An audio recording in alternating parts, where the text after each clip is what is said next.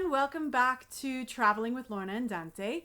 First of all, I want to say thank you. Many of you have started following us here on YouTube, as well as I've gotten a lot of comments and a lot of emails from you during this week. So I appreciate your support and I appreciate your questions. It's really helping us go along. Here in Italy, there are going to be a few changes within our family in the next week. I am going to be traveling from Italy back to the US for 3 weeks. So please, if you haven't already subscribed so that you can follow my trip. I'm going to be documenting what it takes for me to get through the airport on each end, as well as what's going on in the US since I haven't been there for a few months. So for Italy's top news, today is Thursday, April 22nd. Yesterday, Italy approved Johnson & Johnson for the single dose COVID vaccine here in Italy. So they only approved it for the over 60s, but this is going to make a huge difference in Italy trying to catch up with dosing everybody for the COVID vaccine. So this is great news here in Italy. The other thing that we're going to cover is the reopening, the timetable for reopening Italy.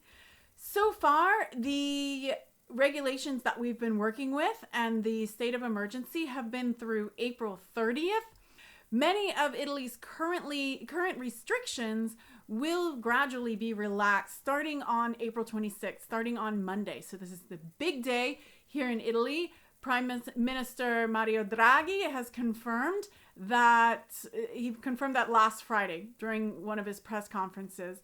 And many of Italy's current restrictions will be relaxed for the lower risk areas. And the biggest part here is that there will be a reintroduction of yellow zones. So if you go back and watch my video on talking about what the different zones are, then you'll see that the yellow zone has things more relaxed. The restrictions are much more relaxed than the red and orange zones. Unfortunately, there will still be a few regions that are in red and orange, but the majority of us are going to yellow, and a really big deal is that they're actually going to let people travel between yellow zones. So people will be able to see their friends and family for the first time since before Christmas. So the current state of emergency was through April 30th, and that just got extended from April 26th, so starting on Monday, until July 31st. So with all of these questions we have of when things are going to end, they've just added until July 31st. So we will see how far this goes. It won't quite be a return to normal life yet, but let's go over what some of these changes are. So starting on April 26th, outdoor dining is allowed, only outdoor, but they're going to be allowing lunch and dinner. So that's big for us. It used to be that the restaurants and bars were closing at 6 p.m. All schools and universities are opening in yellow zones. So we have university students who haven't attended school in months, and we have some regions that have been in red zone for months as well. So this is really huge that our students of all ages are going to get back to school and get back to university. And we were downtown in Trento today. You could see the city buzzing with life. It was kind of funny being in the grocery store and seeing all the students stocking up on their stuff because they're all coming back to town to go back to school. Sports, cinemas, and theaters are going to start opening. Obviously, each one is going to be according to individual size and individual capacity rules, but at least sports, cinemas, and theaters are going to start opening.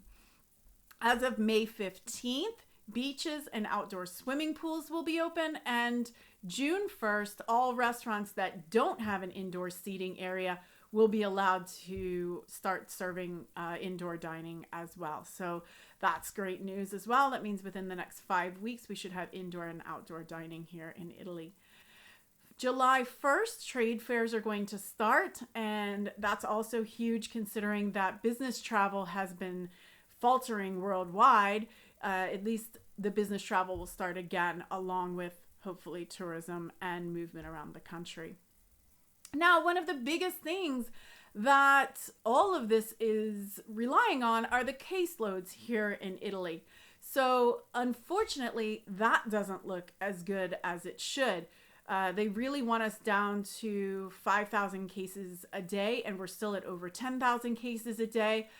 The critical widespread overload of the care services has the national occupancy rate above the critical threshold. So in intensive care, they're 39% above normal capacity, normal 100% capacity.